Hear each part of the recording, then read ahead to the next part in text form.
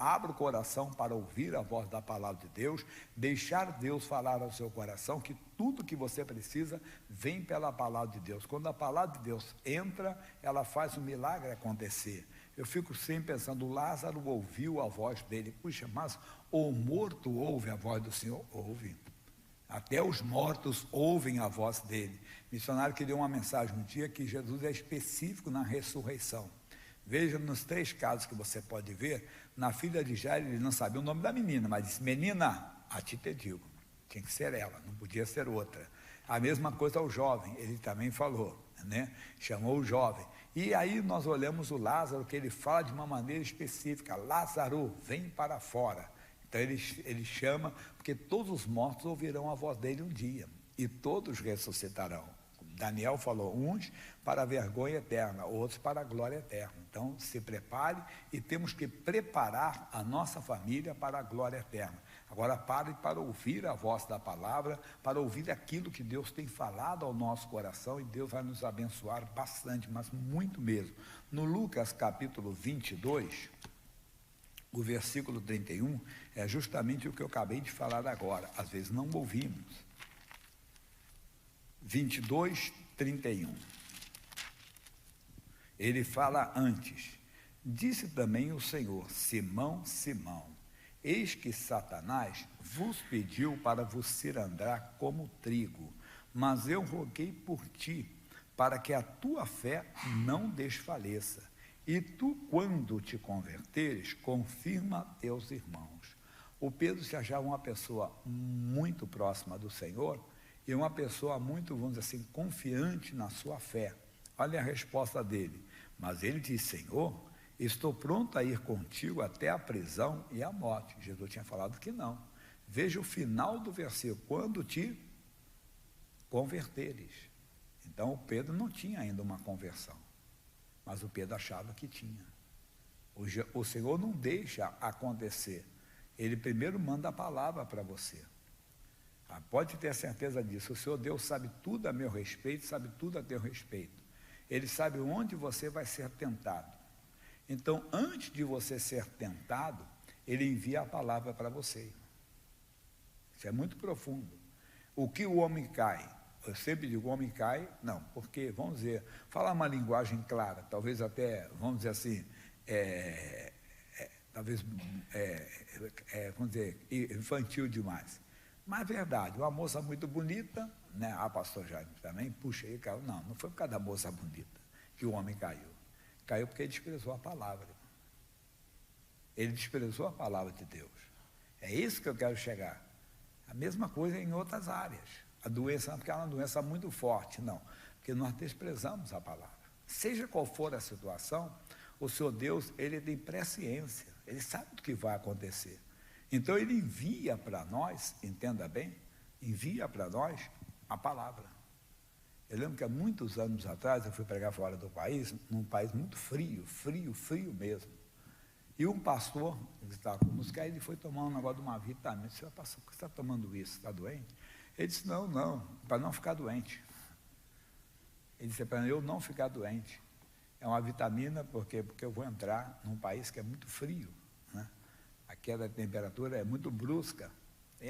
Depois entendi, quer dizer, ele estava preparando o corpo dele para aquilo, não é verdade? Nós, é a mesma coisa, quando vai chegar o inverno, a época do frio mesmo, agora mesmo nós estamos nos aproximando do verão, estamos já na segunda parte da primavera, e faz calor e tudo, mas tem dias que faz frio. E tem dia que temos que tirar, como a nossa manhãzinha ainda, temos que tirar as blusas, né? Do armário. E até quando fala blusa para aqui, para São Paulo, tem mais blusa para muito lugar, não é. Quando fala blusa no Rio, o pessoal não entende muito como casaco, não. Né? Lá entende como casaco. E antigamente também falamos japona. Os jovens também não entendem esse termo japona. Mas nós usamos esse termo japona. Rapaz, tem uma japona aí que vai ficar frio, hein? Né? Põe um casaco, vai esfriar e tudo. Quando falamos blusa em São Paulo, mas para algum lugar não dá. Até um dia esse missionário falou com o rapaz: eu queria uma blusa assim. Eu falei: você tem que pegar a camisa de manga curta, assim, senão ele vai trazer outra coisa. Quando acabou, ele falou comigo assim: pastor, eu pensei que era mesmo. Eu pensei que era uma blusa assim, assim, assim. Eu disse, eu sabia, porque eu conheço já, dos dois lados você conhece a linguagem. Então, a pessoa tem que saber disso. O Senhor Deus, Ele não deixa você cair, Ele manda a palavra, Ele mandou a palavra antes. Ele tem presciência. E o Pedro não entendeu isso. O Pedro se achava preparado. Não, Senhor, comigo não, eu estou preparado. Amigo, seja simples, seja humilde, seja como uma criança que sempre quer aprender.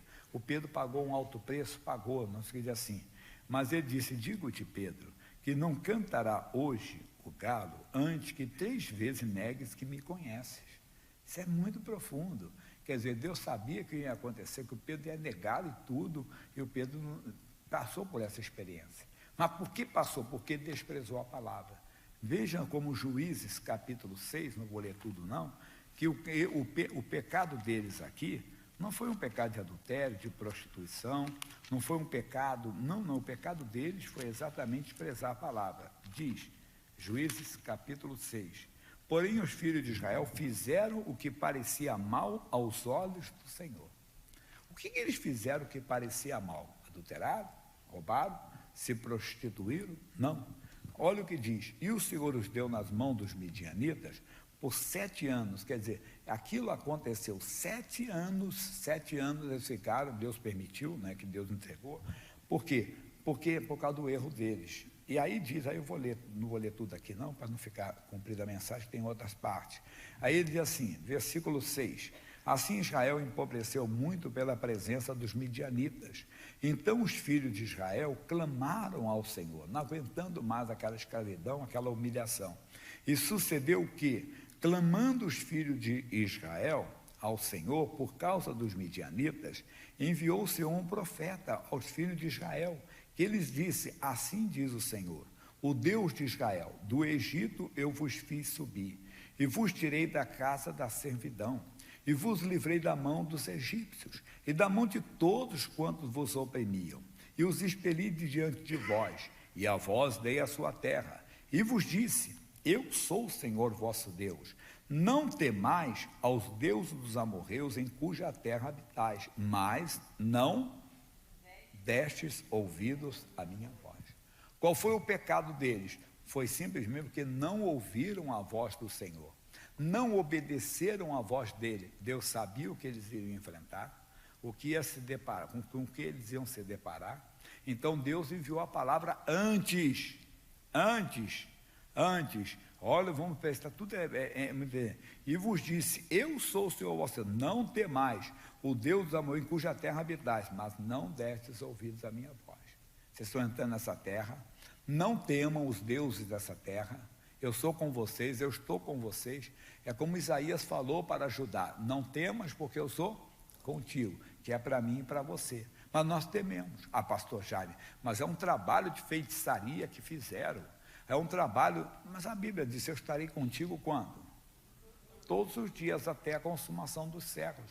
Então nós não temos que esperar chegar ao mal. O Senhor Deus, desculpe, Ele não espera chegar ao mal, Ele manda a palavra antes. Ele manda para você a palavra antes. Ele dá a vitamina para você enfrentar o tempo frio. Ele dá a vitamina para enfrentar o tempo quente. Ele sabe de todas as coisas. Tudo que vai nos acontecer, Ele sabe. Então Ele manda a palavra, fique atento, não é por acaso. Não, essa palavra não é para mim. Eu contei que uma senhora, até policial, essa senhora, e ela foi muito tempo policial, depois tinha saído, e ela me contava muitas experiências, e ela contou da experiência da filha dela. A filha dela, uma moça da igreja, e eu peguei uma série de mensagens sobre Isaías capítulo 53, versículos 4 e 5. Peguei um bom tempo aquela revelação, mas era em cima, não era a letra que nós conhecemos.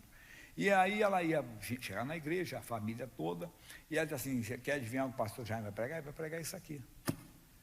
E a mãe disse, que é isso, menina? Ele prega. E enquanto eu estou pregando, ela ficava lendo a Bíblia, outras passagens da Bíblia.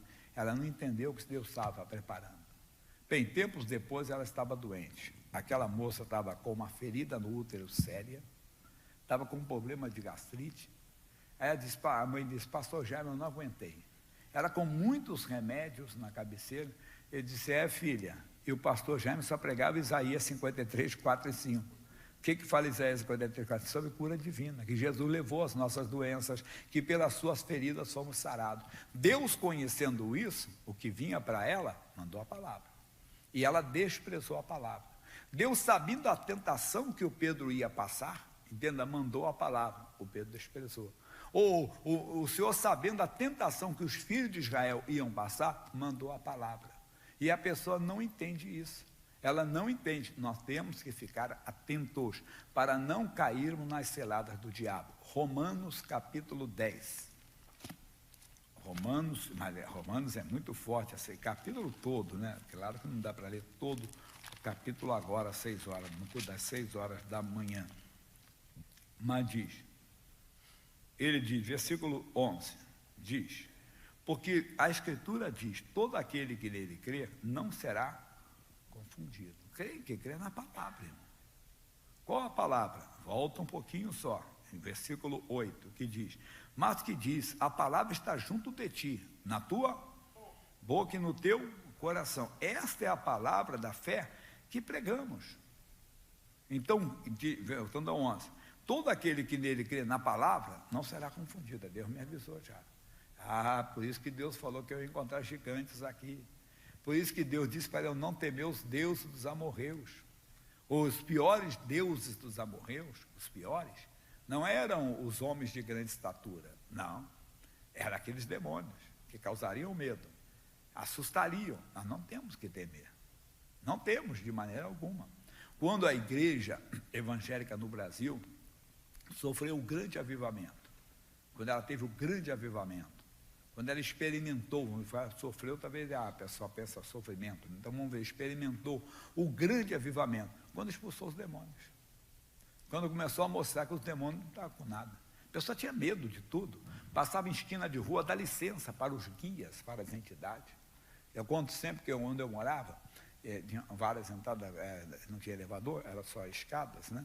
E tinha uma senhora que trabalhava com os espíritos, e tinha aquela casa lá na frente, lá, né, com aquele garfo, não sei o quê, e todo mundo passava ali, nós tínhamos, eu era garoto, rapaz, e passava por ali, dá licença, tinha que dar licença à entidade que estava, que era a casa dele ali.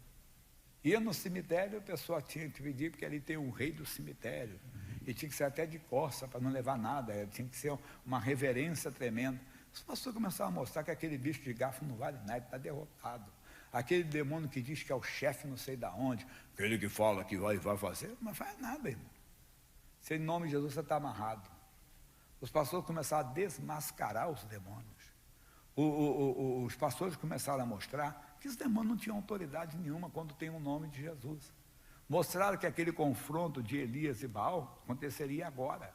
Entendo que quando o nome de Jesus está presente, quando alguém crê no nome de Jesus, tem o Espírito Santo, aquelas entidades não têm domínio nenhum, estão debaixo. Quando Jesus diz que vos dei poder para pisar. Falar pisar é humilhar. Você tem poder para humilhar o diabo. Humilhar. E aí falando, poxa, fulano pisa muito no fulano. Fulano gosta de pisar nos outros, porque fulano gosta de humilhar os outros. Ele nos deu poder para humilhar. E aí a igreja afifou, irmão. Hoje parece que os crentes estão com medo, irmão. Me dá conta que naquela época, um certo dia, um pessoal numa igreja evangélica fizeram essas oferendas, chamados despachos, na frente de uma igreja evangélica. E o pastor, enquanto o pessoal da limpeza urbana não tirou da porta da igreja, ele entrava por trás. Que pode isso? Mas parece que hoje está voltando. Desculpa a expressão, crente de meia tigela, irmão. A gente usava isso antigamente, esse termo, crente de meia tigela, não é crente forte. Não tem que ter medo do diabo. Eles estão tentando ressuscitar, estão fazendo apologia direta ultimamente aos demônios. O que tinha parado, vocês fizeram comércio, mas não é de agora não. Isso é um sistema no mundo, irmão. Você vê só, teve o carnaval, teve o teatro, começaram a mostrar como se o demônio fosse alguma coisa, não é nada. Quando você, em nome de Jesus, quando o Gideão quebrou o altar de Baal, os homens seguidores de Baal foram indo atrás dele e me invocaram, mas que negócio é esse? Ele falou para o pai dele, você traz seu filho para trás. Você vem cá, o Baal não é Deus? Manda o Baal resolver com ele. A mesma coisa somos nós. Esses demônios não são fortes, manda resolver conosco. Ele não disse que fazem isso aqui. Vai lá, Jaime de Amorim Campos. Mas não tem nada, o diabo não tem poder nenhum sobre nós, nem sobre você, não tem que ter medo. Mas eles tiveram medo. Mas Deus mandou a palavra já estava junto deles, a palavra estava na boca deles, e eles não entenderam. Somos nós, a palavra está diante de nós. Não temas, porque eu sou contigo. Não deis lugar ao diabo. Nossa luta não é contra a carne e o sangue. Aí o diabo usa alguém para provocar sua ira, usa alguém para provocar você, e você cai. Mas por que você cai? Porque se desprezou a palavra. Quem despreza a palavra perecerá. A palavra está diante de nós. 12. Porquanto não há diferença entre judeu e grego, porque um mesmo é o Senhor de todos, rico para com todos que te invocam. Para esse negócio, não tem ninguém especial. Porque todo aquele que invocar o nome do Senhor será salvo. Pronto, meu irmãozinho. É invocar o nome. O que é invocar? Trazer a palavra de Deus à tona. É fazer um confronto entre aquilo que você está enfrentando e a palavra de Deus. Não, a palavra diz isso. Mas é um diagnóstico de uma doença. Mas ela está amaldiçoada, essa doença, porque pelas feridas de Jesus eu fui sarada. A palavra já está junto de ti. É a tentação que veio. Não estou falando, faça o tratamento, faça o que for, mas já fique convicto da vitória. Não temas, entenda, porque eu sou contigo. Mas não sei por que essas coisas acontecem. Mas o Abacuque disse, ainda que a figueira não floresça, a vida não derruba, todavia eu me alegrarei no Senhor. Deus continua, mas você orou e Deus não respondeu. Esse dia que nós, chamado evangélico ou cristão, estamos sendo escarnecidos, zombados, esses horários Deus não respondeu. Deus sabe de todas as coisas. Então não temos que temer nada, não temos que temer. A Bíblia diz, se Deus é por nós, quem será contra nós? Segura essa palavra hoje, qual? Deus não deixa acontecer, Deus envia antes de acontecer. Você que deixa acontecer, por quê? Porque despreza a palavra. Tentação virá, estamos no mundo. É a velha a oração que um rapaz pediu para um pastor. Pastor, ore por mim, pastor. Por que você quer oração? Eu quero orar, eu quero uma oração para não ter problema nenhum com o diabo. Fecha os olhos, meu filho, eu vou orar para você morrer agora. Mas eu não quero morrer, eu não quero ter problema com o diabo. Você está no mundo onde o diabo está. Entenda bem, mas você não tem que temer o diabo, nem os mensageiros do diabo. Você tem que ficar convicto do que Deus diz. A palavra de Deus é Deus conosco.